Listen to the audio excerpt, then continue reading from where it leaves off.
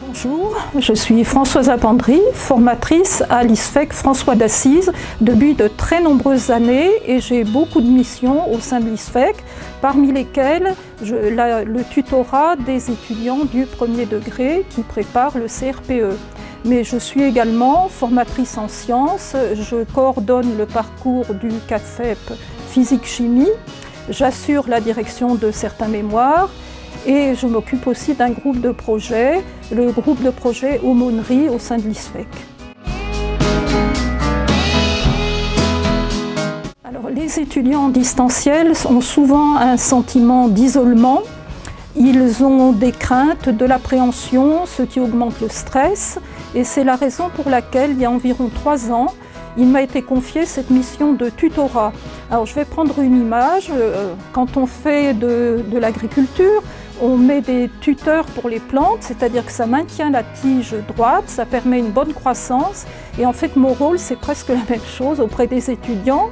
C'est-à-dire que lorsqu'il y a de l'inquiétude, je réponds à cette inquiétude, je soutiens, je donne un peu d'espérance quand on commence à perdre l'espoir.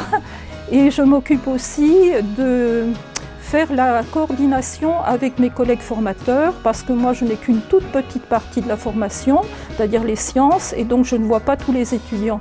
Donc, quand il y a un petit problème en mathématiques, c'est souvent le cas parce que c'est un gros morceau, les mathématiques au concours, voire en français ou dans d'autres disciplines, j'interviens auprès de mes collègues.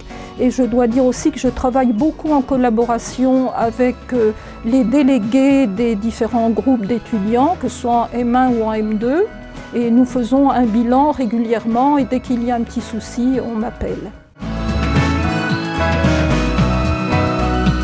Eh bien, j'ai choisi de jouer ce rôle parce que moi-même, je n'aime pas être à distance. Et je me suis dit qu'il fallait essayer de combler ce manque.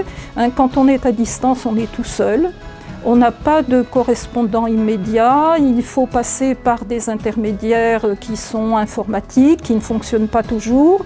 Et pour moi, c'était vraiment très pénible. Je me disais, les étudiants sont condamnés, c'était le terme que j'ai utilisé, sont condamnés à être à distance, alors que les autres bénéficient de toutes les explications des enseignants. Ils sont sur place, on peut les suivre beaucoup mieux. Et donc, je me suis dit que mon rôle allait être en fait un complément, quelque chose qui allait en fait compenser l'éloignement des étudiants à distance. J'encourage beaucoup le travail en collaboration, même quand on est à distance. Ne pas hésiter à appeler au secours dès que quelque chose ne va pas. Il ne faut pas laisser les choses s'envenimer parce que c'est terrible, après on n'en sort plus. Et puis ne pas perdre espoir, utiliser toutes les ressources à sa disposition. Alors je suis très réactive, on peut me contacter par mail, même en week-end, même le dimanche. Et en général, je réponds dans la journée. Et s'il y a un problème un peu plus sérieux, ça arrive quelquefois, mais on programme un entretien téléphonique. Ça m'arrive 3-4 fois dans l'année à peu près.